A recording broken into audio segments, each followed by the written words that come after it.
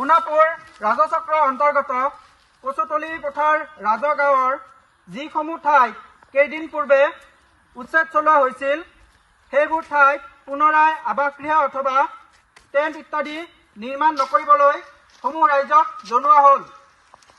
অন্যথা গৃহ টেণ্ট ইত্যাদি নতুনকৈ নিৰ্মাণ কৰা ব্যক্তিসকলৰ বিৰুদ্ধে আইনী ব্যৱস্থা লোৱা হ'ব। লগতে উচ্ছেদিত অঞ্চলৰ পৰা সেইসমূহ ব্যক্তিক আঁতৰি যাবলৈ নিৰ্দেশ দিয়া হ'ল। ধন্যবাদ। চক্ৰ বিষয়া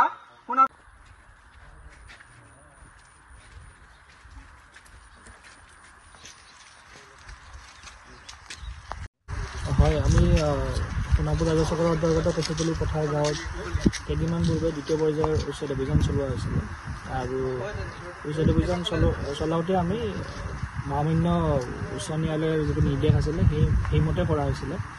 তাৰপাছত আজি তাৰ কিছুদিন পিছতে আকৌ আমি আজি দুদিনমান আগতে ছাৰ্ভে এটা কৰিলোঁ, দেখিলোঁ মানুহসকল কিছুমান মানুহ এতিয়াও গুচি যোৱা নাই। তেখেতসকলে আকৌ সেই উচ্ছেদিত জেগাতে টেণ্ট বা আৱাসগৃহ ইত্যাদি নতুনকৈ নিৰ্মাণ কৰিবলৈ আৰম্ভ কৰিছে। যিহেতু মহামান্য আদালতৰ ফালৰ পৰা ষ্টেটাছ কো মেইনটেইন কৰিব কোৱা হৈছে, দুইফালৰ পৰাই আমিও কোনো ধৰণৰ উচ্ছেদ অভিযান এতিয়া চলোৱা নাই আৰু তেখেতসকলেও যিহেতু ষ্টেটাছ কো দিছে তাত নতুনকৈ পুনৰাই গৃহ নিৰ্মাণ কৰিব নালাগে। গতিকে আজি আমি তেখেতসকলক এটা ঘোষণাৰ জৰিয়তে তেখেতসকলক আমি আজি এটা বাৰ্তা দিব বিচাৰিছোঁ, যিসকলে নতুনকৈ আৱাসগৃহ বা টেণ্ট ইত্যাদি নিৰ্মাণ কৰিছে তেখেতসকলে যাতে সেইবিলাক নকৰে আৰু নতুনকৈ নিৰ্মাণ কৰি লোৱা টেণ্টবিলাক যাতে আঁতৰাই লৈ যায়। অন্যথা তেখেতসকলৰ বিৰুদ্ধে আইনী ব্যৱস্থাও লোৱা হ'ব আৰু অনাগত দিনত যেতিয়া ষ্টেটাছ কো বা যাৱতীয় যিখিনি পৰামৰ্শ আছে ওপৰৰ পৰা সেইখিনি আমি লৈ আকৌ এইটো তেনেকুৱা অভিযান চলাব লগা হয়। সোণাপুৰ ৰাজচক্ৰ অন্তৰ্গত কচুতলি পথাৰ ৰাজগাঁৱৰ যিসমূহ ঠাইত কেইদিন পূৰ্বে উচ্ছেদ চলোৱা হৈছিল সেইবোৰ ঠাইত পুনৰাই আৱাসগৃহ অথবা টেণ্ট ইত্যাদি নিৰ্মাণ নকৰিবলৈ সমূহ ৰাইজক জনোৱা হ'ল। অন্যথা গৃহ টেণ্ট ইত্যাদি নতুনকৈ নিৰ্মাণ কৰা ব্যক্তিসকলৰ বিৰুদ্ধে আইনী ব্যৱস্থা লোৱা হ'ব।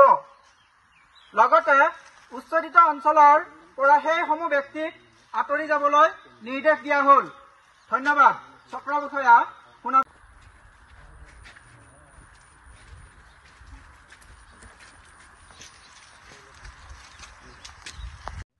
হয়, আমি সোণাপুৰ ৰাজচক্ৰৰ অন্তৰ্গত কচুতলি পথাৰ গাঁৱত কেইদিনমান পূৰ্বে দ্বিতীয় পৰ্যায়ৰ উচ্ছেদ অভিযান চলোৱা হৈছিলে আৰু উচ্ছেদ অভিযান চলাওঁতে আমি মহামান্য উচ্চ ন্যায়ালয়ৰ যিটো নিৰ্দেশ আছিলে সেইমতে কৰা হৈছিলে। তাৰপাছত আজি তাৰ কিছুদিন পিছতে আকৌ আমি আজি দুদিনমান আগতে ছাৰ্ভে এটা কৰিলোঁ, দেখিলোঁ মানুহসকল কিছুমান মানুহ এতিয়াও গুচি যোৱা নাই।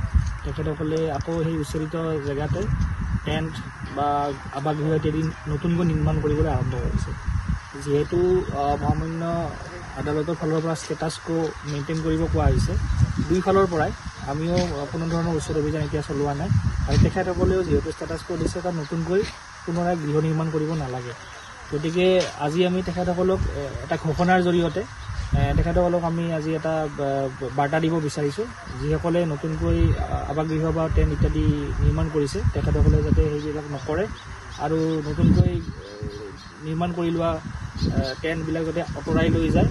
অন্যথা তেখেতসকলৰ বিৰুদ্ধে আইনী ব্যৱস্থাও লোৱা হ'ব আৰু অনাগত দিনত যেতিয়া ষ্টেটাছ কো বা যাৱতীয় যিখিনি পৰামৰ্শ আছে ওপৰৰ পৰা সেইখিনি আমি লৈ আকৌ এইটো তেনেকুৱা অভিযান চলাব লগা হয়।